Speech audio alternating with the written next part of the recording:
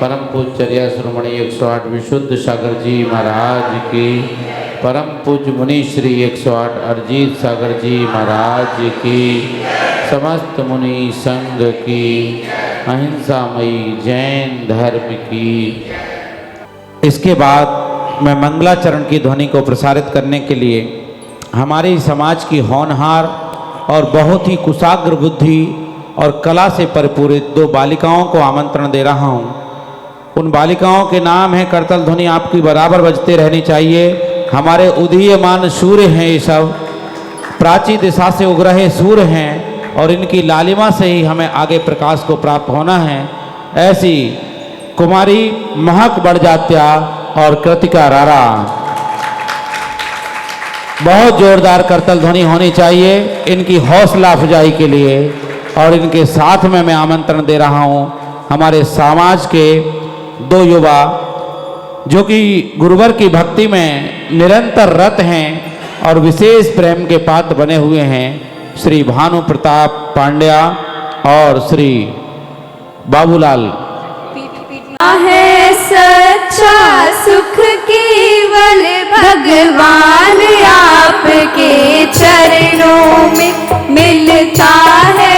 सच्चा सुख केवल भगवान आपके चरणों में।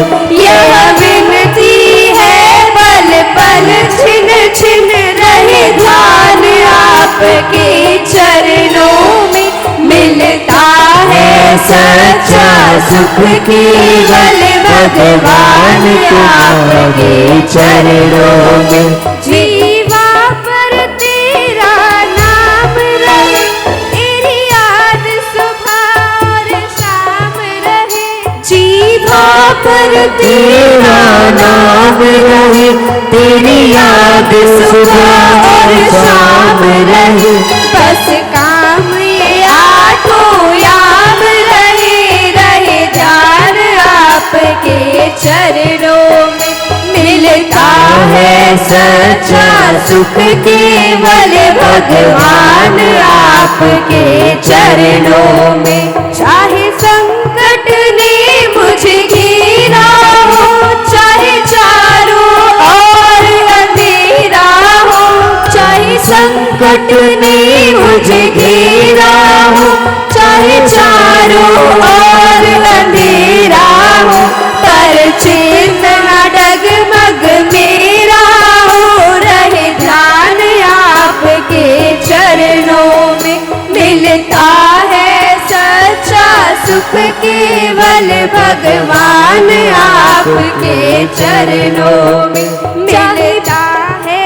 सच्चा सुख केवल भगवान आपके चरणों में। चाहे बैरी सब संसार बने, चाहे जीवन मुझ पर भार बने।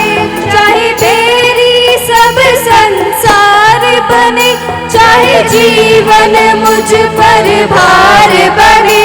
चाहे मौत गले का हार बने, रहे ध्यान आपके चरणों में मिलता है।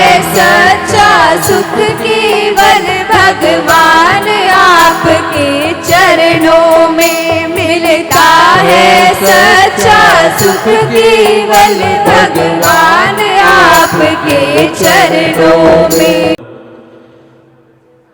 वो बाग उजड़ जाता है, वो बाग उजड़ जाता है जिसका रखवाला कोई माली न हो। वो बाग उजड़ जाता है जिसका रखवाला कोई माली न हो। और वो कलाकार बिखर जाता है अगर प्रस्तुति के बाद ताली न हो। कितना भी बड़ा कलाकार आ जाए, कितना भी बड़ा कलाकार आ जाए, अगर दर्शक हौसला अफजाई नहीं करेंगे तो वो कलाकार अंदर से बिखर जाता है। इन बालिकाओं ने वास्तव में ऐसी प्रस्तुति दी है कि हमें फिर से एक बार ताली बजानी चाहिए। महाराज श्री आए हैं, मैं बार बार कहता हूं एक ही बात को कि आप पधारे हैं और जो उनका कार्य है ज्ञान ध्यान तपोरक्तः, जो शास्त्रों में निबद्ध है कि साधु की प्रवृत्ति ज्ञान ध्यान और तप में लवलीन रहना है, वो तो ये बखूबी कर ही रहे हैं, लेकिन साथ साथ में एक अतिरिक्त कार्य कर रहे हैं कि प्रतिभाओं को खोज करके निकाल रहे हैं और निकाल करके यहाँ तराश भी रहे हैं और प्रस्तुतिकरण भी दिला रहे हैं। इसलिए मुनिराज के प्रति जितनी भक्ति और श्रद्धा प्रकट की जाए वो न्यून है। और मैं श्री दिगंबर जैन पंचायत तिनसुकिया की ओर से, यहाँ विराजित समस्त सुधी श्रोताओं की ओर से परम पूज मुनिराज के चरणों में बारंबार नमोस्तु अर्पित करता हुआ आज की सायंकालीन स्वाध्याय वेला की देशना प्रसारित करने के लिए निवेदन करता हूँ। नमोस्तु नमोस्तु नमोस्तु। नमः सिद्धेभ्यः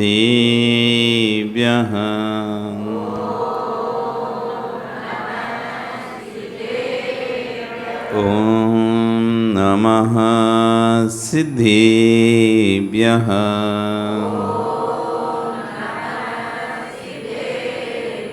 ॐ नमः सिद्धेभ्यः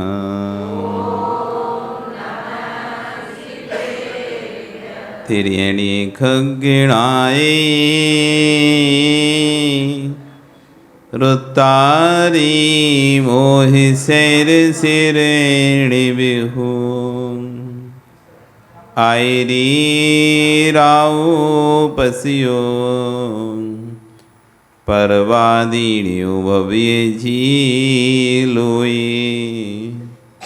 नमो अरिहंताणं नमो सिद्धाणं नमो आयरीयाणं नमो वैच्छायाणं नमो लोये सव्यसाहुणं।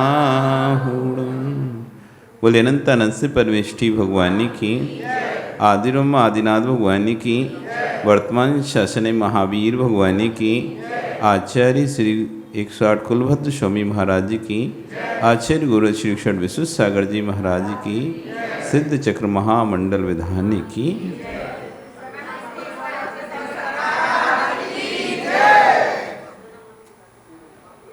बंधु,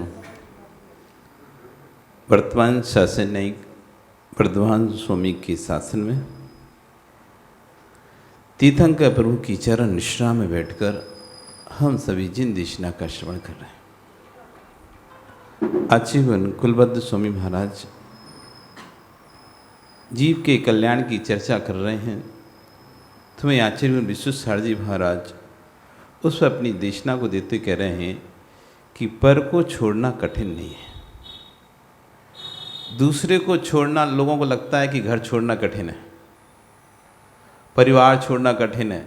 क्यों भानु, कठिन है कि सरल है? कठिन है ना। लगता ऐसा है कि पर को छोड़ना कठिन है, पर को छोड़ना कठिन नहीं है। एक छोटी सी बात आपको चाहिए बस चुभने के लिए।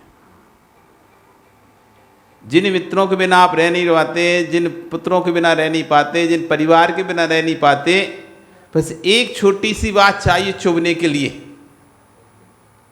एक छोटी सी बात बुरी लग जाए, आप शकल नहीं देखोगे जीवन भर। कठिन है क्या छोड़ना?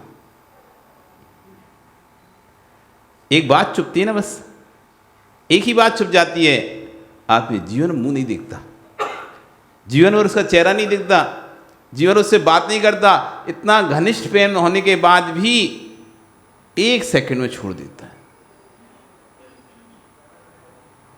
जैसी माता आपको पता चल जाए ये आपको धोखा दे रहे हैं, जिसको देखे बिना आप रह नहीं पाते थे, फिर आप उसको देखना पसंद नहीं करते। कितनी सी देर लगेगी? कठिन है छोड़ना कि सरल है? अनिल, कठिन है छोड़ना कि सरल है? जो चीज़ तुमसे छूटती नहीं है कभी भी, वो चीज़ तुम्हें हानिकारक हो जाए, या तो वो चीज़ या फिर मरना, दो में से उस चीज़ का उपयोग करेंगे तो मर जाएंगे, एक सेकंड में छोड़ दोगे आप। नहीं नहीं भैया मरना नहीं है, छोड़े से नहीं खाएंगे क्या ही बिगड़ जाएगा, कुछ नहीं होगा, अभी छोड़ता हूँ। बहुत सरल छोड़ना। आपको लगता कठिन है छोड़ना, जबकि छोड़ना सबसे ज़्यादा सरल है। सरल है ना अजित, ये कठिन है?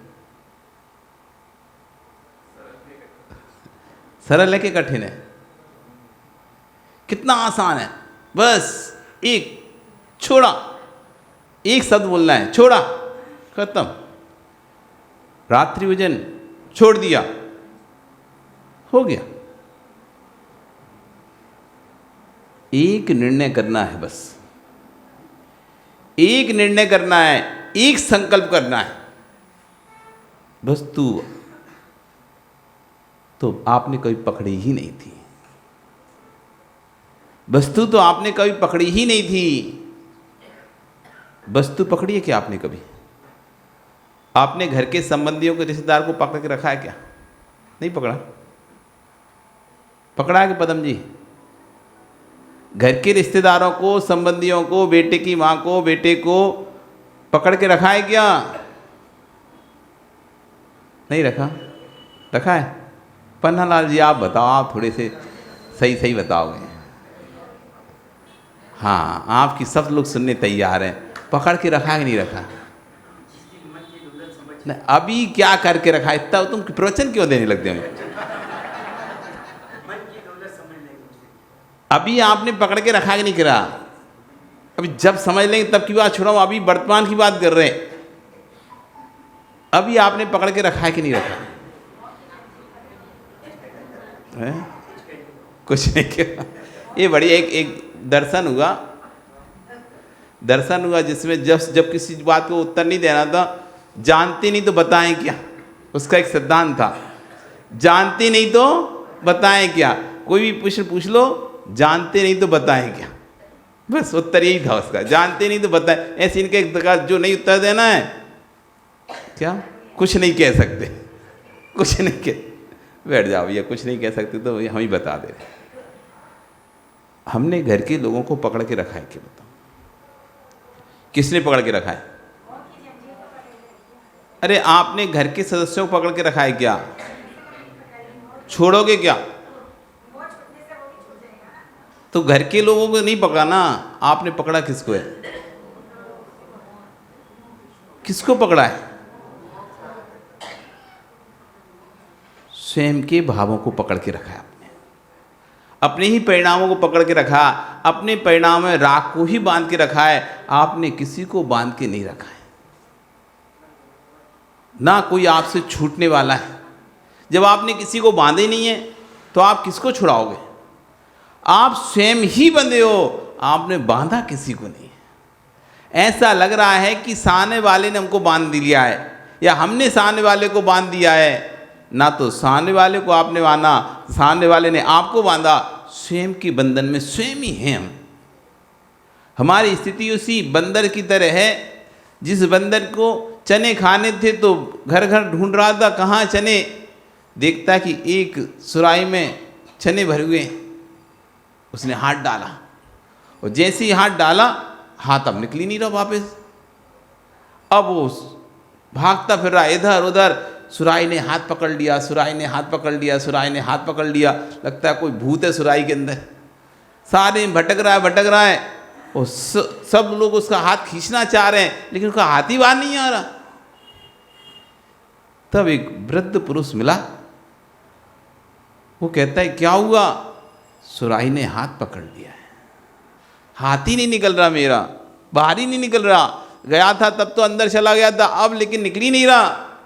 अच्छा, क्या था इसमें? चने थे। ओहो, एक काम करो, ये जो भूत है ना वो चनों में है। जिस भूत ने तुम्हें पकड़ के रखा है, ये भूत चनों में, तुम चनों को छोड़ दो, देखो भूत तुमको छोड़ देगा। और जैसे उसने चने छोड़े, सो हाथ वापिस। था क्या? मुट्ठी भर के चने रखे हुए हैं। अब सुराही में से जैसे किसी पतली में जाएंगे तो ऐसे मुट्ठी कर ले, निकलेगा कहाँ से? नहीं निकलेगा। तो उसको लग रहा है पकड़ लिया। ऐसी स्थिति हमारी है कि घर वालों की जिम्मेदारी उनको पकड़ रहा है, रिश्तेदारों की जिम्मेदारी उन्हें पकड़ के रखा है, बेटों की जिम्मेदारी पकड़ के रखा है, बहू की जिम्मेदारी पकड़, पोतों की जिम्मेदारी, इतनी जो हमको पकड़ के रखा। तुमको किसी ने पकड़ के नहीं रखा। ओ हुलास जी सो रहे के सोच रहे, किसने पकड़ के रखा है आपको? पोतों ने कि बेटों ने? सही है, वे तो अपने मजे कर रहे हैं, तुम यहाँ पर काम कर रहे हैं। कल्याण की सोचो। हम यही सोच रहे हैं मेरे जाने के बाद क्या होगा, महाराज मैं किसको सौंप के जाऊं? जब सौंप के जाऊंगा तभी तो मैं निकल सकता हूं। तुम ऐसा सोचते रहोगे, सोचते रहोगे, सोचते रहोगे, एक दिन शरीर से प्राण निकल जाएंगे, लेकिन कोई जिम्मेदारी लेने वाला नहीं आएगा। तुम ही सोचते रहो कि मैं पहले सौंपूंगा तब जाऊंगा, मैं सौंपूंगा तब जाऊंगा, कोई लेने वाला आएगा ही नहीं। तुम कभी सौंपोगे नहीं, तुम तो नहीं जा पाओगे, पर शरीर से प्राण जरूर चले जाएंगे। और यही कहते कहते कोई आएगा तो दूंगा। अरे भाई किसी ने नहीं पकड़ा, हमने ही पकड़ के रखा है, पक्के में जोर से पकड़ के रखा है, वस्तु को छोड़ना नहीं चाहते, इसलिए हम छूट नहीं रहे। छोड़ना नहीं चाहते इसलिए छूट नहीं रहे। जिस दिन छोड़ देंगे अपने आप छूट जाएंगे। जिस दिन छोड़ देंगे उस दिन छूट जाए। आचार्य कह रहे पर को छोड़ना कठिन नहीं है, निज को निज से जोड़ना कठिन है। व्यक्ति छोड़ तो देता है लेकिन छूट नहीं पाता, छोड़ तो देता है लेकिन छूट नहीं पाता। आपने दान दे दिया, मंदिर में छत्र चढ़ा दिया, त्याग कर दिया, धन दे दिया, छोड़ दिया, लेकिन सच बताना तुमने जो छत्र चढ़ाया है, कोई यदि उसको हटा के दूसरी जगह लगा दे तो तुम्हारे क्या होंगे भाव? आपने छत्र दान किया, एक मंदिर में लग गया, वेदी पे भगवान लग गया, आपने चांदी का दिया था, अब दूसरा आ रहा है, आप कह रहे हैं इसे मत हटाओ। यदि हटा दिया तो तुम लड़ाई करने लगे। आपने तो दे दिया था ना, छोड़ तो दिया था, अब भले छोड़ा है लेकिन छत्र तो मेरा है। भले छोड़ा है मैंने लेकिन उसका राग अभी तक नहीं छोड़ा है। छत्र तो मेरा है, मेरा छत्र मत हटाओ, उसका हटा दो। तुम्हें यदि हटाना ही है तो और भी तो हैं, उतने हटाओ ना, वे क्यों नहीं हटा रहे, मेरे क्यों हटा रहे? इन्हें भी छूटा नहीं है। छोड़ तो दिया है लेकिन छूटा नहीं है। घर भी छोड़ दिया, परिवार भी छोड़ दिया, लेकिन अभी भी उनका राग है। तो कह रहे हैं आचार्य छोड़ तो दिया, छूटा नहीं है। छोड़ना सरल था लेकिन निच में निच का जोड़ना कठिन था, इसलिए निच में निच को नहीं जोड़ पाए, इसलिए छोड़कर भी नहीं छूट पाए। एक कथा सुनाते हैं। एक महात्मा एक जंगल में अपनी कुटिया बना लेता है और बढ़िया रहता है। महलों में रहने वाला महात्मा जंगल में कुटिया बनाकर रहने लगता है। तभी वहाँ से एक दिगंबर मुनिराज निकलते हैं उसी जंगल से। तो मुनिराज को देखकर बड़ा प्रसन्न होता है और उनके चरणों में नमस्कार करके बारंबार कहता है, एक बार आप मेरी कुटिया में प्रवेश करें। धन्य है वे श्रावक जिनके घरों में साधुओं के प्रवेश होते हैं। आचार्य उनने उन घरों को शमशान कहा है। शमशान, शमशान समझते हो? मरघट, मरघट किसे कहते हैं? मरघट जानते हो कि मरघट किसे कहते हैं? मरघट गलत है। मुर्दों को जलाया जाए वो मरघट नहीं है। जहां पर व्यक्ति मरे वो है मरघट। हाँ, तुम्हारा घर ही मरघट है। जहां व्यक्ति मरता है वो घट, यानी वो स्थान, घट मान नहीं स्थान, मरने का स्थान कहलाता मरघट। जलने का स्थान है वो जलघट।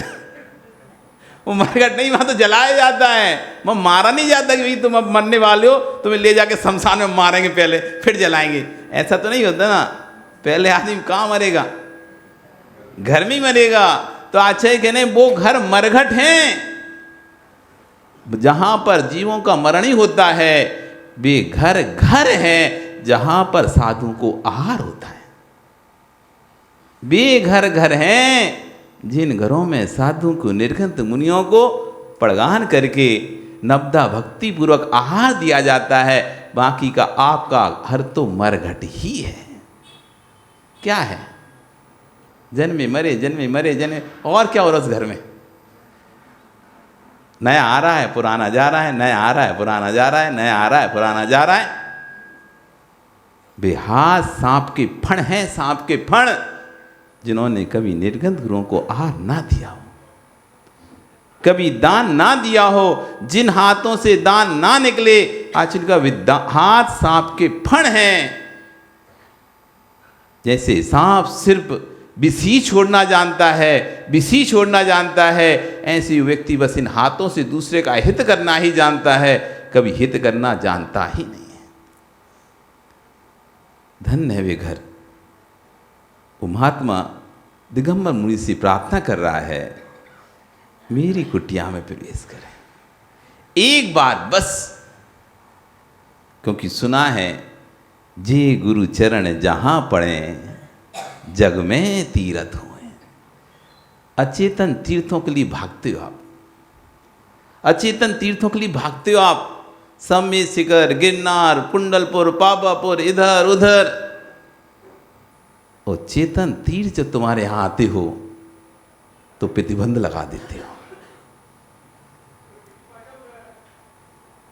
ये चेतन तीर्थ तुम कहाँ रहे हैं? कब आएंगे तुम्हारे यहां? कब कब आएंगे? थोड़ा भी अंदर में इतना भी आपको नहीं लगता कि जब साधु आते नहीं हैं तो चरणों में रिगड़ रिगड़ कर विनती करते हैं, चरणों में जाकर माथा टेक टेक कर, महाराज हमारे यहाँ आओ, महाराज हमारे यहाँ आओ, नगर में आओ, नगर में आओ। जगह जगह जाते हैं, महाराज कभी आसाम में आना। कभी गए कि तुम तीर्थ यात्रा पे? कभी महाराज मिले क्या आप लोगों को?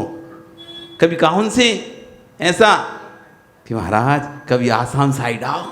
ऐसा बोला कि नहीं तुमने कभी? ओ सुरेश जी बोला था क्या? नहीं बोला ना? कभी नहीं आना ऐसा बोला? तो कैसा बोला? बोले नहीं महाराज हम तो बोलते नहीं है, कहीं आ गए तो सेवा और करनी पड़ेगी, इसलिए बोलते नहीं है। आधे लोग तो इसलिए नहीं बोलते, कहीं बोल दिया और आ गए तो गड़बड़ हो जाएगा। कहेंगे आज सुरेश जी आपने बुलाया था, आप बताओ। तो सुरेश जी हम तो बोलते नहीं, क्यों? जहाँ जाते हैं साधु के दर्शन करते हैं, वो कहते हैं महाराज हमारे घर आना, कभी आसाम आइएगा, कभी वहाँ भी देखिएगा, वहाँ भी श्रावक लोग रहते हैं। जब साधु आसाम में आता है, आपके नगर में आता है, तो पहले से मीटिंग करके बिठा लेते हैं, नहीं घर में नहीं ले जाएंगे, और एक मैसेज और चार्ट छोड़ देते हैं, कोई सिरफल भी मत चढ़ा देना घर में ले जाने, कोई बोल भी मत देना। क्या पाप का बंद करोगे तुम? किस गति में जाओगे, किस नरक में जाओगे, तुम्हें खुद होश नहीं है। क्या दुर्गति होनी है? एक तीर्थंकर ने जब एक बैल को मूसिका लगा दिया था अपने राज्य काल में, एक तीर्थंकर जिसका पुण्य, समझते हो तीर्थंकर का पुण्य क्या होता है? तुम तो उसके आगे एक मूली भी नहीं हो, कहते हैं खेत की मूली भी नहीं तुम तो। उस तीर्थंकर का पुण्य देखो, जिसके गर्भ में आने के 6 महीने पहले स्वयं सौदर कुबेर को आज्ञा देकर पूरे नगर को स्वर्णमयी बना देता है, रत्नों की वर्षा कराता है 15-15 महीने तक। तुम्हारे आने पर तो कोई लड्डू भी नहीं बांटा होगा, पता नहीं चलो तुम कब आए घर में। तुम्हारे आने पर तो कोई ना लड्डू भी नहीं बांटे होंगे, चॉकलेट भी नहीं बांटी होगी, पर तीर्थंकर के आने पर रत्नों की वर्षा होती है। पुण्य देखो इस तीर्थंकर का, आप पुण्य की कल्पना करो। एक छोटा सा व्यक्ति यदि 4 हार पहन के आ जाए सोने के बड़े बड़े, ओ यार इस पास तो बहुत पैसा है, बड़ा आदमी है, तो उसकी क्या भगत करते हो आप? 2 हाथ में ऐसे मोटे से कड़ा पहने आए, 4 चैन पहने आए, और आप तो उसे ऐसे देखते हैं भगवान आ गया, कोई बहुत बड़ा आदमी है, बढ़िया आवत, अच्छा कुर्सी और अपनी हटा के बैठो बैठो बैठो। और उस तीर्थंकर का पुण्य देखो, जो भी आया नहीं है, अभी आया नहीं है, स्वर्ग में ही है। अभी 6 महीने लगेंगे उसे स्वर्ग से च्युत होने में। लेकिन उसके पहले ही जिसके पुण्य ने पूरे नगर की गरीबी को दूर कर दिया। एक भी नगर में गरीब नहीं है। इतने रत्नों की वर्षा हो रही, इतने रत्नों की वर्षा हो रही है, ले जाओ जितना ले जाना है। कोई गरीब नहीं रहने, क्योंकि तीर्थंकर आने वाला है। एक मंत्री आता है, प्रधानमंत्री आता है, तो भैया रोड वोड सब लोग एकदम ऐसे चकाचक कर दी जाती हैं। खराब स्थान हो तो उन्हें फटाफट पोत पात दिया जाता है। क्यों? प्रधानमंत्री आने वाला है। और जब 3 लोग का नाथ आने वाला हो, फिर तो उस स्थान का क्या किया जाएगा, कल्पना ही नहीं कर पा रहे। पूरी नगरी को स्वर्णमयी बना दिया, रत्नों की वर्षा कर दी। ऐसा पुण्यात्मा जीव जब जन्म लिया तो स्वयं सौधर्मिंद चलकर जिसको लेकर सुमेरु पर्वत पर अभिषेक कराने आया। अरे तुम्हारे पास यदि कोई मंत्री आ जाए तो अपने आप को कैसा पुण्यात्मा समझते हो? देखो तो हम कितने लोग कहते हैं, अरे कितना बड़ा आदमी। हाँ देखो मंत्री आ रहा है, जिसकी जन्म के समय पे एक मंत्री आ जाए आपके कोई, तो कैसा? अरे बहुत बड़ा आदमी है ये, तो बड़ा पुण्यात्मा आदमी के जन्म से मंत्री आ गया। फिर तो जिसकी सेवा के लिए स्वयं सौधर्म स्वयं चलकर, नौकरों को नहीं कि तुम जाके कराया, नहीं, स्वयं चलकर सौधर्म आ रहा है। और भगवान को ले जाकर सुमेरु पर्वत अभिषेक कराकर स्वयं सभा में नर्तकियां नृत्य नहीं कर रही, स्वयं सौधर्म इंद्र तांडव नृत्य कर रहा है। सोचो आप, उस तीर्थंकर बालक का पुण्य देखो आप, कि जिसके सामने मनोरंजन के लिए, माता पिता की स्तुति करने के लिए स्वयं सौधर्म खड़ा होकर तांडव नृत्य करता हो। अपन तो नाचने वाले जैसे ना, कोई नाच छोटा आदमी होगा, कोई नृत्य दिखाए तो छोटा आदमी होगा, ये नृत्य दिखाने का काम क्या छोटे आदमी को होता है, ऐसा मानते हैं। लेकिन भगवान के पुण्य के आगे ऐसा सौधर्म तांडव नृत्य कर रहा है। स्वर से कपड़े बेचता है, स्वर से भोजन बेचता है, स्वर से आभूषण बेचता है, यहां तक कि खेलने के लिए इंद्रों को भी स्वर से बेचता है कि बालक का रूप धारण करो, इस तीर्थंकर बालक के साथ खेलो। ऐसे उस तीर्थंकर बालक के साथ खेलता है। ऐसा तीर्थंकर जिसका आदेश कोई नहीं टालता, ऐसा जीव राज व्यवस्था कर रहा है।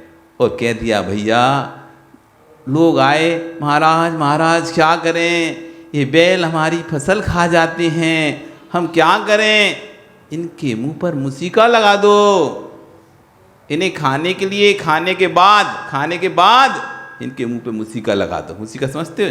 एक रस्सी का जाल होता है, मुंह पे लगा दिया जाता है, लगा दो मुसीका। ठीक है, लगा दो मुसीका। कर्म कह रहा है लगा दो तो मुसीका, अब हमारा कर्म देखो क्या पुण्य था। जैसे ही वैराग हुआ, स्वर्ग से लोकांतिक देव आ गए। भगवान आपने भली विचारी, आप दीक्षा लेने के जो परिणाम कर रहे हैं भली विचारी। लोकांतिक देव अनुमोदना करने आ रहे हैं, जो लोकांतिक कहीं नहीं जाते, सिर्फ भगवान के वैराग की अनुमोदना करने के लिए स्वर्ग से ऊपर उतर कर आए नीचे। सौधर्मिंद के यहाँ आश्चर्यकारी कार्य होने लगे। सौधर्मिंद पता चल गया, भगवान को वैराग हो गया, तुरंत पालकी लेकर, अब सोचो सेवक का काम कर रहा है सौधर्मिंद, शिविका को लेकर, कंधे पर सिक्का लेकर खड़ा हुआ है। स्वामी आइए, बैठिए, मैं आपको लेके जाऊंगा दीक्षावन तक। ऐसे तीर्थंकर पुण्यात्मा देव दीक्षा ले रहे हैं, जो एक पंचमुष्टि में केशलौच करने वाले हों, जब आहार पर निकलते हैं भोजन नहीं मिल रहा। कहाँ गए वो सौधर्मिंद्र? आहार पर निकल रहे हैं। क्या सौधर्मिंद पुरुष का रूप नहीं बना सकता था? क्या सौधर्मिंद जब भद्रबाहु स्वामी 4000 से 8000 12,000 शिष्यों के साथ कर्नाटक पहुंचे, दक्षिण भारत में पहुंचे, और उन्होंने सभी शिष्यों के लिए जाओ तुम दक्षिण भारत में तमिल देश में जाओ, मैं अकेला यहाँ रहूँगा, मेरा अब समय अंतिम रह गया है। तो चंद्रगुप्त ने कहा नहीं गुरुजी, मैं आपको छोड़ के नहीं जा सकता। सभी शिष्यों को विदा कर दिया। माँ चंद्रगुप्त बचे भद्रभाऊ स्वामी की सेवा करने के लिए। भद्रभाऊ स्वामी ने कहा देखो मेरा तो अंतिम समय चल रहा है, मैं आहार का त्याग भी कर दूं तो कोई फर्क नहीं पड़ता, लेकिन तुम तो अभी युवा हो, तुम आहार का त्याग कर दोगे तो असमय मृत्यु हो जाएगी, इसलिए तुम आहार करने जाओ। तो चंद्रगुप्त कहते हैं मैं कहाँ जाऊँ आहार करने, चारों तरफ तो भयानक जंगल है, कौन यहाँ पर आहार देगा, ना यहाँ कोई घर है, ना कोई कुटिया है, ना कोई समाज है, मैं कहाँ जाऊँगा। तब भी भद्रभाऊ स्वामी कहते नहीं नहीं तुम जाओ। पूरब दिशा की ओर जाते हैं, देखते हैं कुछ नहीं है, एक स्थान है, घर बने हुए हैं, भोजन रखा हुआ है, लेकिन कोई और है नहीं है।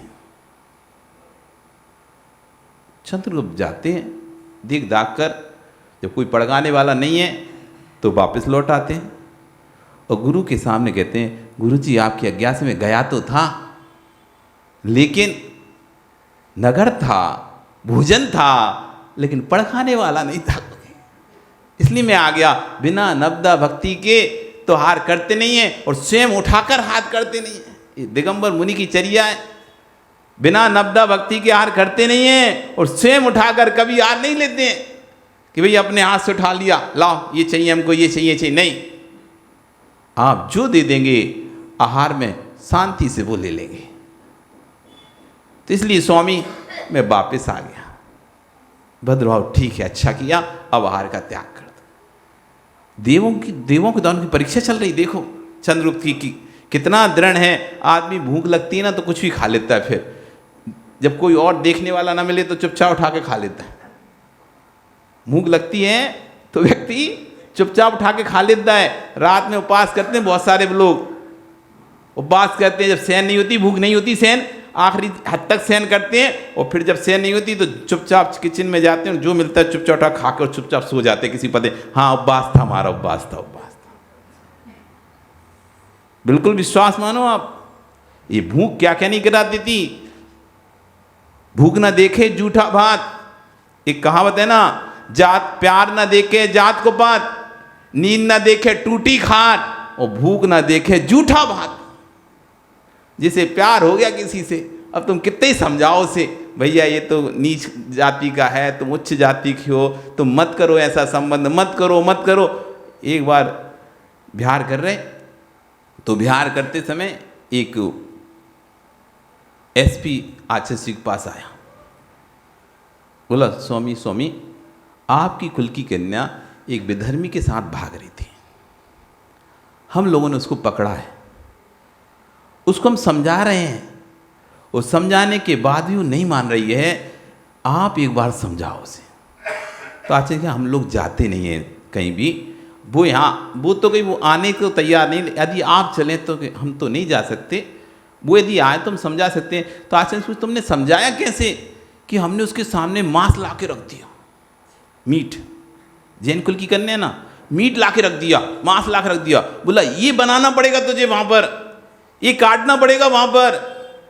उसने कहा हाँ काट लूंगी, मैं बना दूंगी। मतलब उसको मांस देखकर, जिस कुल में मांस देखकर उल्टी होती है, अभी मांस दिख जाए तुम्हें, तुम उल्टी कर करके स्थान भर दोगे, और कोई से बनाने भूल दे दो तुम मर जाओगे, लेकिन बनाओगे नहीं, हाथ ही नहीं उठेगा तुम्हारा।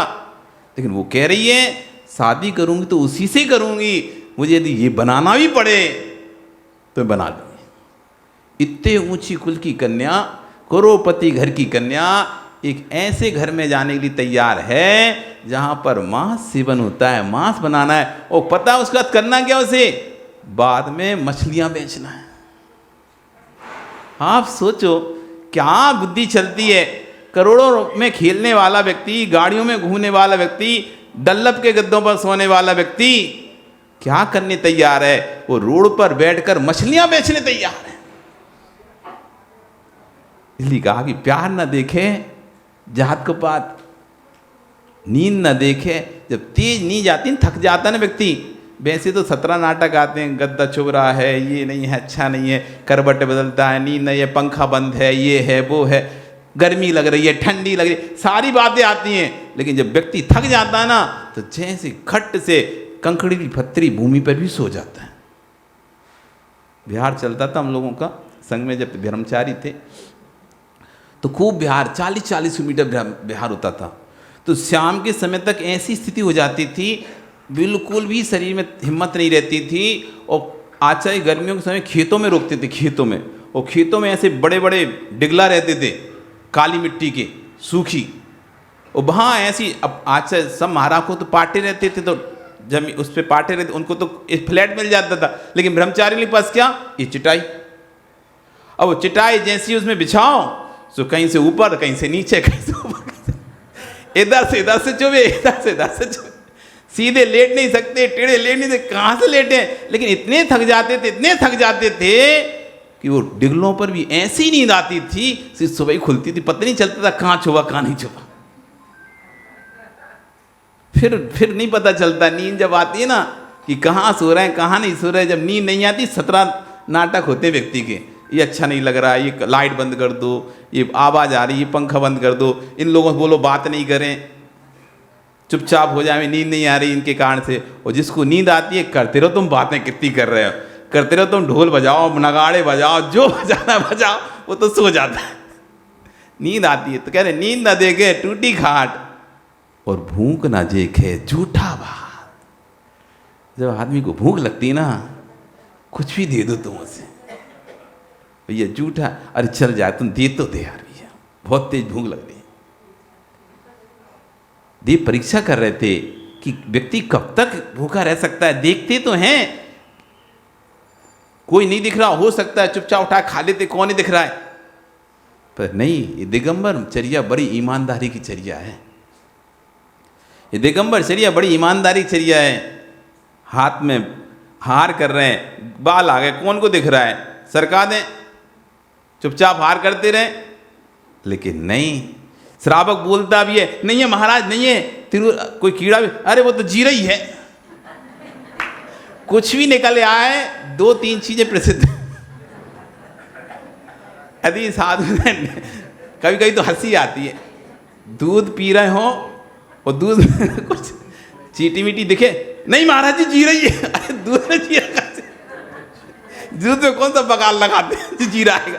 सब्जी में बोले तो जीरा तो समझ में आता है। दूध में मीठा खाएंगे, मीठा खाते खाते बर्फी कुछ तोड़ते हुए कुछ दिख जाएगा, देखेंगे, नहीं महाराज जी कुछ नहीं, जीरा जीरा, इलायची है, फिक्स है 4-6 चीजें। तो वो तो चाहे तो इनकी बात मान के हाँ जीरा है, धोले हाथ, क्यों रहेंगे भूखे। लेकिन ये बड़ी ईमानदारी चर्या है। देखो, तुम्हें दिखा नहीं है, उनको दिख गया, वे चाहते धीरज से खिसका देते, गिरा देते, दूसरा ले लेते, लेकिन नहीं, हार छोड़कर बैठ गए। ऐसी भीषण गर्मी पड़ती है जहाँ व्यक्ति का कंठ सूखता है, ऐसे समय वो अंतराय कर बैठ जाते हैं। पूरे 24 घंटे के लिए पानी मानी सब खत्म। ऐसा नहीं कि अभी छोड़ दे रहे, फिर शाम को फिर उठ जाएंगे, फिर अच्छा खा लेंगे, अभी अच्छा नहीं आए तो ट्राई कर दो, और बाद में अच्छा खाने मिलेगा जब खाने नहीं मिलना, एक ही बार है पूरे दिन में, तब ईमानदारी छोड़ देते हैं। ये भेष ईमानदारी का भेष, ये दिगंबर भेष सबसे क्यों। आज सारे सर्व धर्म सम्मेलन जब भी होता है, सर्व गुरु सम्मेलन होता है, जितने संप्रदाय के गुरु धर्मात्मा जब एक स्थान पर इकट्ठे होते हैं, वे दिगंबर मुनि को सम्मान की दृष्टि से देखते हैं। कहीं भी चले जाओ देश के किसी कोने में, कहीं भी आप सर्वधर्म सम्मेलन हो और उसमें यदि दिगंबर मुनि पहुंचे हों, सारे साधु अपना आसन नीचा कर लेते हैं। कभी ऐसा कोई भी सर्वधर्म सम्मेलन नहीं हुआ है आज तक, अभी तक रिकॉर्ड में विश्व के, कि जहां पर दिगंबर मुनि नीचे बैठा हो और अन्य कोई व्यक्ति ऊपर बैठा हो। जितने भी सर्वधर्म सम्मेलन हुए हैं, हो रहे हैं और होंगे, दिगंबर मुनि का स्थान ऊंचा ही रखा जाता है। वो स्वयं खुद समझते हैं कि सबसे विश्वास पात्र मुद्रा कोई है तो दिगंबर मुनि की मुद्रा है। हमारे अंदर विकार आता है, हम खड़े हो जाएंगे, कपड़े पहने, पता ही नहीं चलेगा क्या हुआ है। लेकिन दिगंबर वेश में विकार आएगा, आप क्यों नहीं घूम पाते बिना वस्त्र के? आप क्यों नहीं घूम पाते बिना वस्त्र के? वॉशरूम से कमरे में भी आना होगा, वॉशरूम से कमरे में भी आना, अपने घर में एक कक्ष से दूसरे कक्ष में भी जाना होगा। फटाक से वॉशरूम से निकलोगे, टॉवल लगा लोगे, नहीं, किसी को पता ना चल जाए, अंदर के विकार किसी को पता ना चल जाए। तुरंत ये कपड़े वाले, कपड़ों में सब विकार छुप जाता है। आज सुबह बोले थे ना, ये दिगंबर प्रतिमा की कीमत अधिक क्यों? बाकी शेष की, जबकि उनमें ज़्यादा रंग लग रहा है, ज़्यादा डिजाइन बनानी पड़ रही है, ज़्यादा सब कुछ करना, श्रृंगार ज़्यादा करना पड़ रहा है, तब भी कीमत कम है। और यहाँ पर कुछ भी नहीं कर रहे, सादा पाषाण है, तब भी कीमत ज़्यादा क्यों है? क्योंकि यहाँ 1% भी विकार आया तो रिजेक्ट हो जाएगा। इतना सा भी कोई दाग आ गया, इतना भी कोई दरार आ गई तो प्रतिमा रिजेक्ट कर दोगे। ऐसी दिगंबर मुनि क्यों सबसे ऊपर रहे हैं? क्योंकि 1% भी विकार आ गया, रिजेक्ट कर दिया जाएगा, रिजेक्ट कर दिया जाएगा। उनकी अंदर की मनोबल कितना तेज होता होगा, आप कल्पना नहीं कर पाओगे। सबके बीच में रहकर भी, सबके साथ रहकर भी अपने आप को दृढ़ रखते हैं, अपने आप को स्थिर रखते हैं।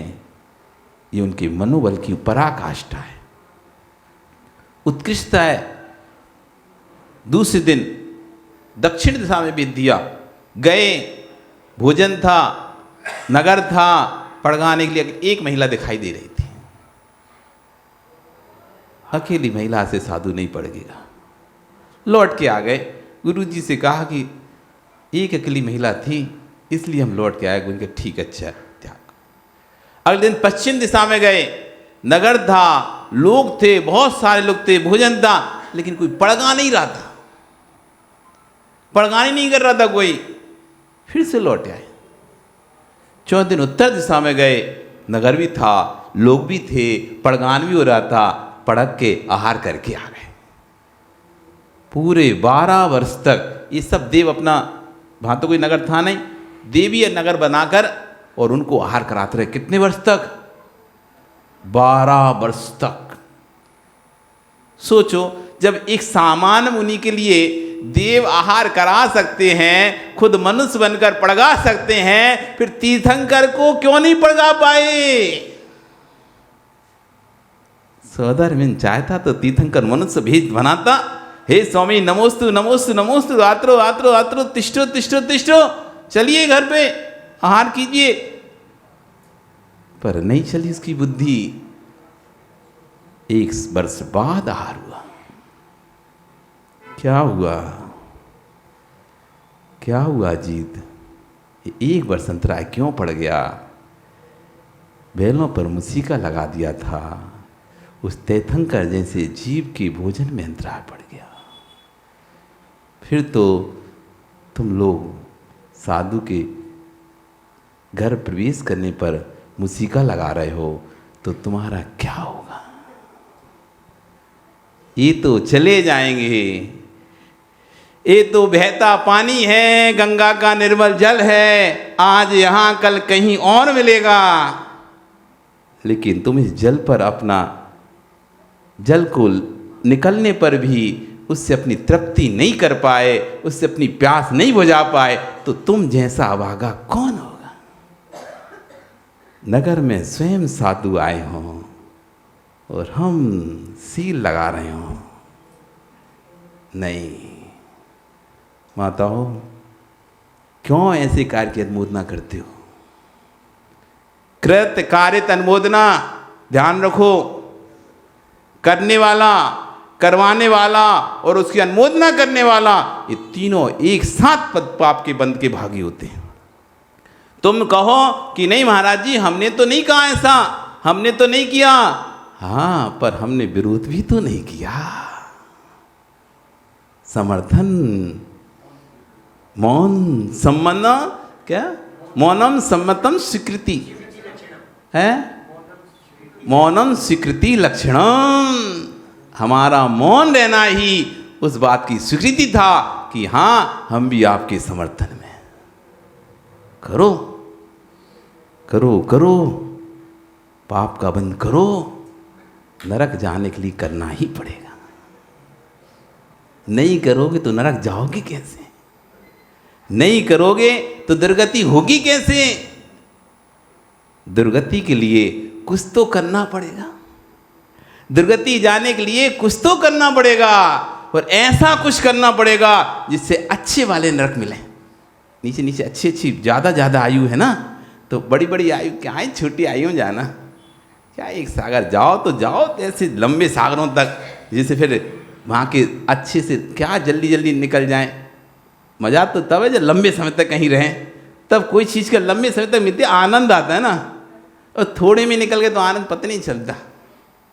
लंबे समय तक इधर झूले में बैठे, एक राउंड हुआ और उतर आए, क्या ही आनंद आया, प्रकाश आनंद आए क्या, एक राउंड हुआ और उतर आया क्या, अरे 10-15 राउंड तब पता चलता है झूले में बैठने का आनंद क्या है।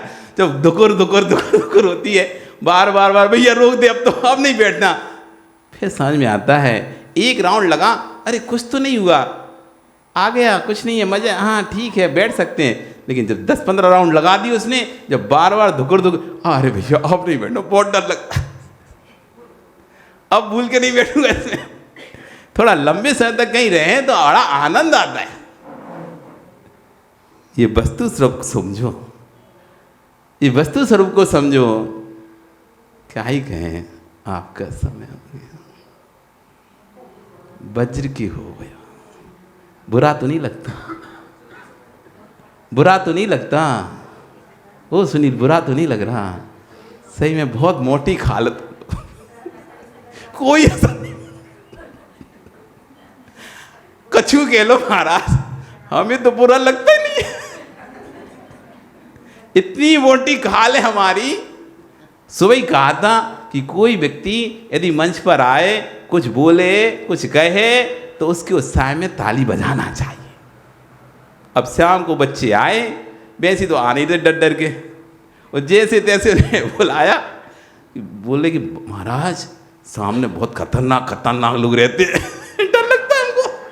अरे इनके हम बैठे ना बगल में, तुम डरते क्यों, आ नहीं रहते कि बहुत खतरनाक और ज्ञानी और बहुत गाने वाले लोग हैं, हम आएंगे तो पता नहीं क्या वो कह देंगे, तो हमको डर लगता है। चिंता नहीं करो, तुम आओ, खड़े हो, हम हैं साथ में, बैठे हैं पास ही में, कोई कुछ नहीं बोलेगा,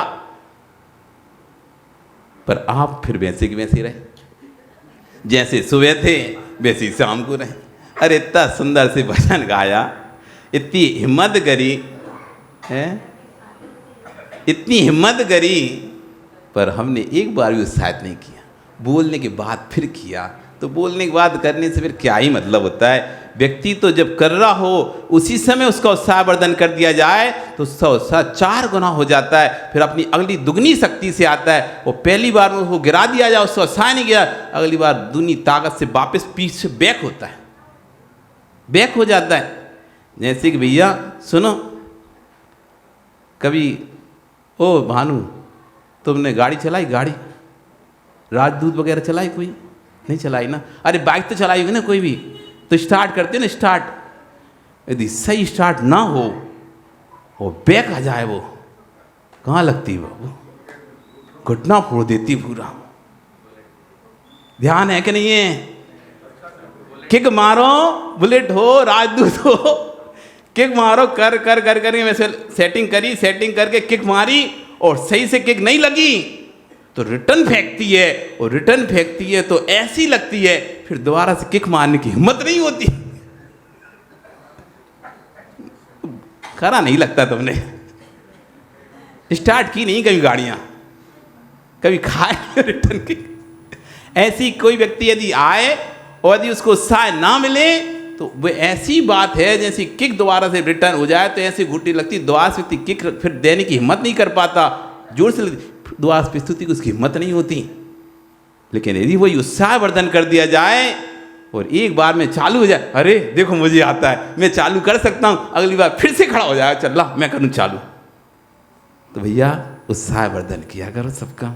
अब क्या ही है, अब कितने दिन समझोगे भगवान जाने, समझोगे कि नहीं समझोगे ये भी आप ही जाना। लेकिन हाँ, सबका उत्साहवर्धन करना चाहिए और वस्तु स्वरूप को समझो। भाई अपन तो कह देते हैं, अब बाकी तुम्हें समझ में आए तो ठीक, नहीं आए तो ठीक, अपना क्या है, आई गई गंगा गई गंगा, आए राम गए राम, और बीच में फिर आप ही हो, इसलिए अपना कल्याण करो। बोली भगवान महावीर स्वामी की।